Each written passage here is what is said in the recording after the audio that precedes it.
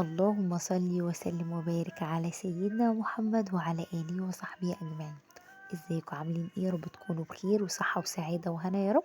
تعالوا بقى نعمل شوية بتنجان حلوين قوي ويفتحوا كمان نفسنا على الفطار، وكل مقاديره موجودة عندنا في البيت.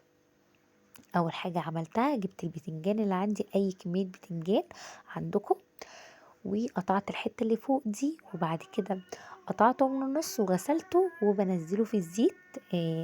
زيت يكون متسخن كويس، وبنزل بقى بالبتنجان عندي وبسيبه بقى يستوي براحته. تعالوا بقى ايه نعمل الدقة كده بتاعة البتنجان.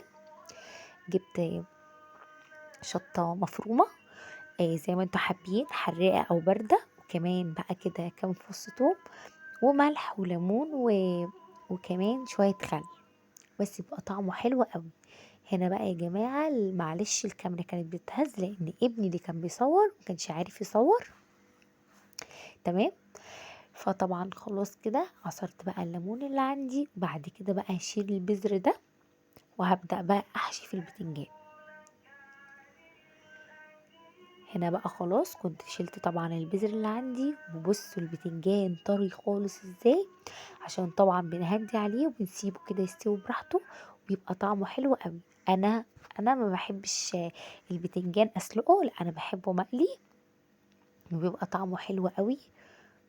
خلاص بقى كده بنحشي بقى كمية البتنجان اللي عندنا. اهم حاجة بقى بعد كده بتحتفظوا بيه في علبة مقفولة كويس، وبيفضل عندكم في التلاجة كذا يوم، مش بيجراله حاجة خالص.